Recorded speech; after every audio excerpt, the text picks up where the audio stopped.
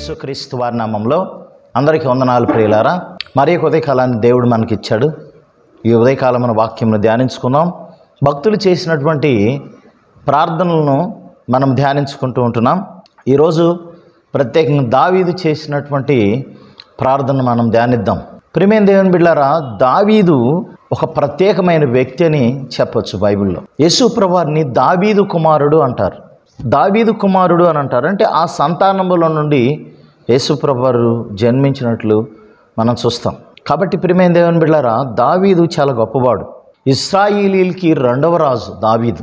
అంతేకాదు, ఇశ్రాయేలీలో ఉన్న ప్రతి రాజు కూడా దావీదు వలె కొంతమంది ఎవరైనా యథార్థంగా పరిపాలిస్తే, న్యాయంగా నీతిగా ఉంటే, దేవునికి అనుకూలుగా ఉంటే వారిని ఏమనేవాళ్ళు అంటే దావీదుని ఉదాహరణగా తీసుకునేవాళ్ళు. దావీదు వలె యథార్థవంతుడిగా పరిపాలించెను అని. ఆ రీతిగా దావీదుని దేవుడు బలపరిచాడు. అంతేకాదు, దావీదుకి దేవుడు శాశ్వత కృపను చూపించాడు. ఉన్నతమైన రాజుగా దేవుడు అభిషేకించాడు ఆయన్ని.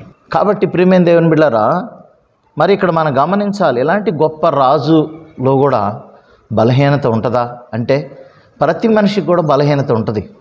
ఇక్కడ దావీదుని గమనిస్తే మనం, దావీదు ఒకానొక సమయమందు వసంతకాలం యుద్ధం జరుగుతూ ఉన్నప్పుడు తన మేడగది మీదకి ఎక్కి అటు ఇటు తిరుగుతూ ఉన్నప్పుడు ఒక స్త్రీ స్నానం చేస్తూ ఉన్నప్పుడు ఆ దృశ్యం చూసి ఆమెతో పాపం చేయటం బైబిల్లో మనం చూస్తాం. తద్వారా తన పాపంలో పడిపోయి కూడా ఒక సంవత్సరం వరకు తన పాపాన్ని ఒప్పుకోడు. అయితే నాతాను అనే ప్రవక్త వచ్చి తను హెచ్చరిక చేసి తన పాపాన్ని తనకు తెలియజేసినప్పుడు అప్పుడు తన కన్నీరు కార్చి ప్రార్థన చేస్తాడు. ప్రియమైన దేవుని బిడ్డలారా, నాతాను ప్రవక్త వచ్చి తనతో చెప్పినప్పుడు 2 సమూయేలు గ్రంథము 12వ అధ్యాయంలో మనం చూస్తాం. 17వ వచనం, దావీదు ఉపవాసం ఉండి లోపలికి పోయి రాత్రి అంతయు నేలపడి ఉండి బిడ్డ కొరకు దేవుని బతిమాలగా ఇంటిలో ఎన్నికైన వారు లేచి అతనిని నేల నుండి లేవనెత్తుటకు వచ్చిరి, కానీ అతడు సమ్మతింపక వారితో కూడా భోజనము చేయక ఉండెను. 7వ దినం మన బిడ్డ చావగా బిడ్డ ప్రాణంతో ఉండగా మేము అతనితో మాట్లాడినప్పుడు అతడు మా మాటలు వినక ఉండెను. ప్రియమైన దేవుని బిడ్డలారా, ఇక్కడ అతను వచ్చి నువ్వు బత్షెబతో పాపం చేసావని చెప్పినప్పుడు చెప్పి ఏం చెప్తాడంటే, ఇదిగో నీకు పుట్టినటువంటి ఆ కుమారుడు చచ్చిపోతాడు నువ్వు చేసిన పాపం బట్టి, బ్రతకడు అన్నప్పుడు ఆయన వెళ్ళి ప్రవక్త చెప్పిన మాట వినకుండా 7 రోజుల వరకు ఉపవాసం ఉండి ప్రార్థన చేస్తాడు. ఉపవాసం ఉండి ప్రార్థన చేసినప్పుడు ఆ బిడ్డ బ్రతకడు, చనిపోతాడు. అయితే ప్రియమైన దేవుని బిడ్డలారా, తను ప్రభు దగ్గరకు వచ్చి ప్రార్థన చేస్తాడు. 51వ కీర్తనలో రాస్తాడు, 1వ వచనం నుండి మనం గమనించినట్లయితే, దేవా నీ కృప చొప్పున నన్ను కరుణింపుము, నీ వాత్సల్య బాహుళ్యం చొప్పున నా అతిక్రమలను తుడిచివేయము, నా దోషం పోవునట్లు నన్ను బాగుగా కడుగుము, నా పాపం పోవునట్లు నన్ను పవిత్రపరచుము అంటున్నాడు. తను చేసినటువంటి పాపాన్ని తిరిగి మరలా ప్రభు దగ్గర ఒప్పుకుంటున్నాడు. తను కోల్పోయినటువంటి రక్షణానందము, తను కోల్పోయిన నెమ్మది, సమాధానం అంతా తిరిగి పొందుకోవటానికి దేవుడి దగ్గరకు వచ్చి పశ్చాత్తాపడుతూ ఉన్నాడు.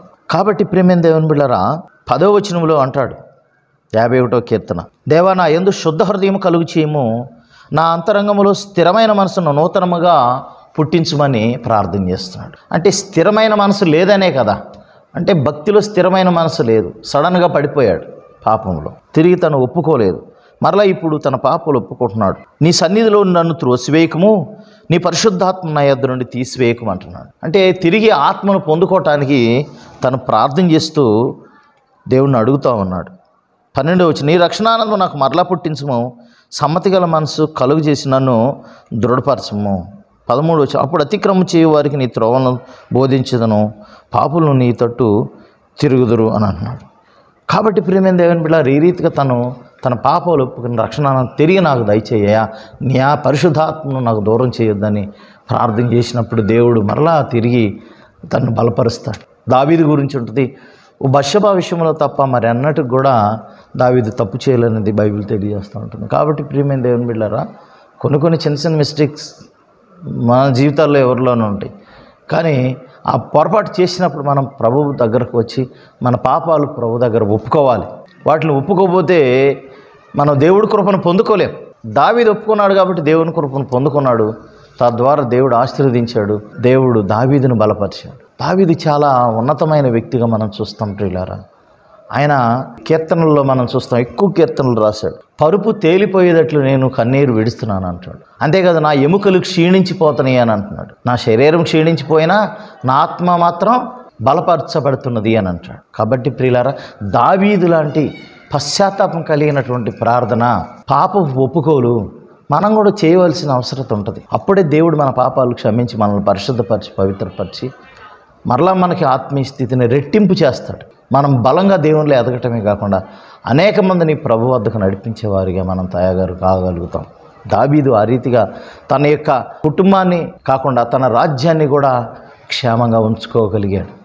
తను అట్లాగే పాపం చేసినప్పుడు తను ఒప్పుకోకుండా అట్లాగే వదిలేసినట్టు తన జీవితం పాడైపోవటమే కాకుండా కుటుంబం పాడైపోకుండా రాజ్యం కూడా పాడైపోయి ఉండేది. కాబట్టి ప్రియులారా, ఒక వ్యక్తి తను చేసిన పాపం తిరిగి ఒప్పుకోవటం వల్ల దేవుడు ఎంత గొప్ప కార్యం చేశాడు. ఆ దేశం మొత్తానికి తను ఆశీర్వాదకరంగా ఉంచాడు. కాబట్టి ప్రియులారా, మనం కూడా ఒకవేళ మన పాపం అది మన జీవితాలకి, మన బ్రతుకులకి, లేకపోతే సమాజానికి అది పాడు చేసేటట్లు ఉందేమో. కాబట్టి మన పాపం మనం ఒప్పుకుని, అతిక్రమం దాచిపెట్టువాడు వర్ధులుడు కానీ వాటిని ఒప్పుకొని విడిచిపెట్టేవాడు కనికరం పొందుతాడని లేఖనం తెలియచేసినట్లు మన అతిక్రమాలు మనం ఒప్పుకోవాలి. మన పాపాలు, మన దోషాలు ఒప్పుకుంటే ఆయన మనల్ని పరిశుద్ధపరిచి పవిత్రులుగా చేస్తాడు. కాబట్టి దావీదులాగా మనం కూడా మన పాపాలు ఒప్పుకుందాం, పశ్చాత్తాపడదాం ప్రభు పాదాల దగ్గర. అప్పుడు దేవుడు క్షమించి పరిశుద్ధపరుస్తాడు. దేవుడి పరిశుద్ధ వాక్యమును దీవించునుగాక. ప్రార్థన చేసుకుందాం. మమ్మల్ని మిక్కిలిగా ప్రేమించిన ప్రియ పరలోకపు తండ్రి, అయా ప్రతి ఉదయకాలమున మరి ప్రభా మేము వాక్యమును ధ్యానించుకుంటూ ఉంటున్నాం. మమ్మల్ని బలపరచండి ప్రభు. భక్తులు అనేక మంది వారు ప్రార్థనలు చేసినప్పుడు దేవుని కృపను పొందుకున్నారయ్యా, మీకు వందనాలు. ఆ రీతిగా మమ్మల్ని కూడా మీరు బలపరిచి గొప్ప ప్రార్థనాత్మను మా మీద ఉంచండి, మా ప్రియులకు దయచేయండి నాయన. అవును, తన పాపాలు తను ఒప్పుకున్నప్పుడు తిరిగి క్షమించబడ్డాడు నాయన. అయ్యా ఇదిగో యోహాను రాసిన పత్రికలో ఆయన 1వ అధ్యాయంలో 9వ వచనంలో ఉంది, మన పాపం మనం ఒప్పుకునేవాడు నమ్మదగిన వాడు నీతిమంతుడు కనుక సమస్త దుర్నీతి నుండి పవిత్రులుగా చేస్తానని చెప్పారు. అనగా సమస్త దుర్నీతి పోయి పరిశుద్ధులుగా చేయబడతాం. కాబట్టి మా అతిక్రమాలు, మా పాపాలు ఒప్పుకుంటున్నాం, మా జనులు చేసిన పాపాలు ఒప్పుకుంటున్నాం. ప్రభు క్షమించండి, మమ్మల్ని పరిశుద్ధపరిచి మీ బిడ్డలుగా మమ్మల్ని వాడుకోండి, బలవంతులుగా చేయండి, దీవించి ఆశీర్వదించమని యేసు పరిశుద్ధనామమున అడిగి వేడుకుని ప్రార్థన చేస్తున్నాం తండ్రి, ఆమెన్. మన తండ్రి అయిన దేవుని ప్రేమయు ప్రభువైన యేసుక్రీస్తు వారి కృపయు పరిశుద్ధాత్మని సహవాసం ఇక్కడ చేరు మనకును సకల పరిశుద్ధులకి ఎల్లప్పుడూ తోడే నడిపించునుగాక. ఆమెన్. అందరికీ వందనాలు ప్రియులారా. మరీ కొద్ది కాలాన్ని కలుసుకున్న అప్పటి వరకు దేవుని కృప దయకనికరు మీ మీద ఉండుగాక. God bless you.